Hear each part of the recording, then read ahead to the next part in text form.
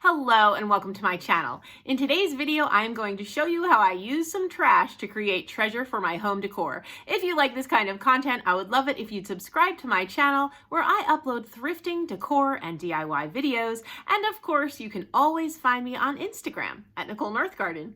Here we go.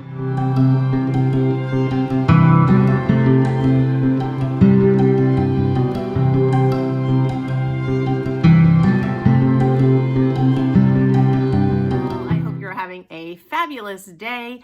Today's video is part of an open invite challenge. This challenge is called Using Trash to Create Treasure, and it's hosted by Coffee with My Sunshine every month, and each month she has a co-host. I will link their channels in the description box below. I highly recommend that you go and check them out for DIY inspiration.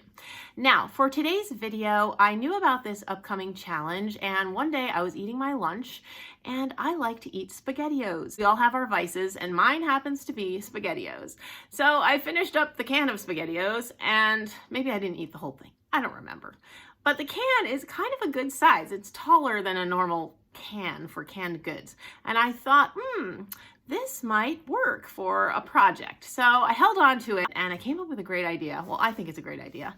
I really enjoy flowers and plants, you know that, but I also live in Minnesota and I've been wanting to start some herbs indoors so that I can use fresh herbs in my cooking even when it's winter. So I thought I would use that SpaghettiOs can to start my indoor herb garden. So let's get into the video. For this Trash to Treasure fairy herb garden, I started with my SpaghettiOs can and I soaked it in a dish tub of warm water and dish soap to get the label off. Then on a recent trip to the Dollar Tree, I found this fairy door as well as this little platform, and I thought they would be great for this project, although not necessary. Then my goal for the year is to craft my stash, so I went into my craft closet and pulled out some what I call smalls that I collect at yard sales and at the Goodwill outlet bins, just little bits and bobs that I put away for crafting, and I sort them in these containers according to the season. So I pulled out the one for spring and summer. Then I also pulled out some moss and some mossy rocks. I wasn't sure at the time what I would use, but I wanted to have everything at my fingertips. I also pulled out some paints and paint brushes, as well as a sour cream lid. That's what I use to mix paints on. And then also my Mod Podge and Tight Bond glue, which I love to use for this type of project, and some rocks to fill my can with. I wanted to paint my SpaghettiOs can to look like a tree trunk, so I started out by giving it 2 coats of brown acrylic paint.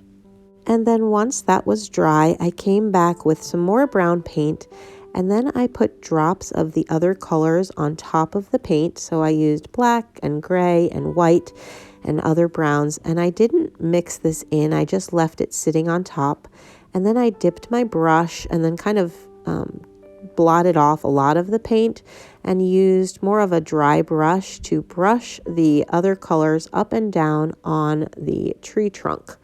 And I didn't want to over blend the paint because I really wanted those other colors to show up. And then once I was done with that step, I came in with a thinner paintbrush and some dark paint and just brushed on some thin dark lines in a vertical direction to further add to the illusion that this was a tree trunk. And once my can was dry, I figured out where I wanted to place the fairy door and the can on the platform. And then I came in with my Tight Bond glue and I attached the fairy door to the platform first. And I really like the Tight Bond glue for this application because you get a more permanent hold.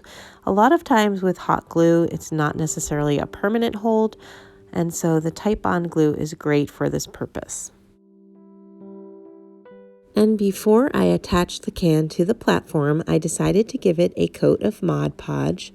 Now, I won't be using my fairy herb garden outdoors, but if you were going to use it outdoors, you would want to approach this project a little differently and use different products. But for my purposes, a coat of Mod Podge was just fine to give a little extra protection to the paint.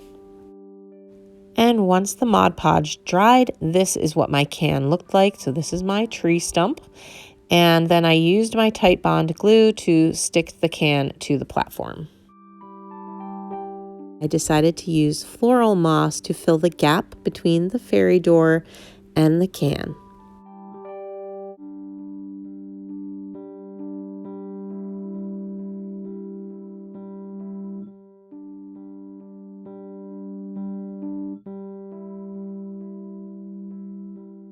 And then to cover the base of the can, I added more floral moss around the entire base on the platform.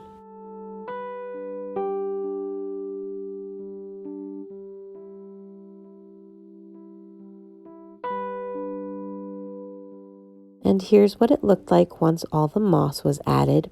And then I grabbed this little miniature chalkboard from the Dollar Tree and an Arteza chalkboard marker, and I wrote on it, "Welcome to my garden." And then I went through all the smalls that I had pulled out of my craft closet, and I chose a few things that I wanted to use to accessorize the fairy herb garden. I pulled out some ladybugs and some butterflies and bumblebees and just things that I thought would look cute as accessories on my little herb garden. And I also pulled out some Dollar Tree florals from my stash. I think these were both from last year. One of them has the little fuzzy leaves. While I was going through the smalls looking for birds and bumblebees, I actually found gold painted pieces of pine cone that someone had sent to me, and I thought those would make a perfect path to lead up to the fairy door. And once the path was laid, I started putting flowers and vines and all of the little smalls that I had pulled out into the fairy herb garden. And this is the really fun part of this type of craft. Anytime you're doing an assemblage craft or a found objects craft, you're really telling a story. And so this is the part where you get to tell that story. So I love to use all of these little objects to express the story that's in my head through my art form.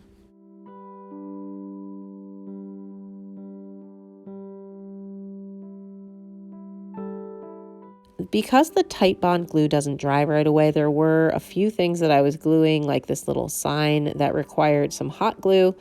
So I did use Titebond glue and hot glue, and the hot glue will hold it in place while the Titebond glue dries.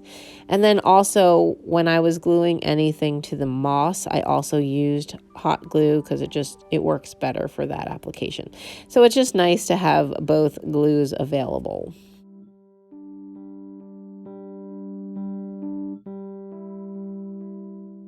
And here's what it looked like once I had finished attaching all of the accessories. And then I knew I didn't want to plant directly into the tin can, so I got this little flower pot. I had it. It's from the Dollar Tree though. And it didn't completely fit into the can, so I trimmed off the rim so that it could more easily slide down into the can. Then I took my white rocks and I filled the can about halfway up with the white rocks, and this allows a place for drainage in case any water drips out of the bottom of the flower pot, and it also allowed me to prop the flower pot up to the correct level.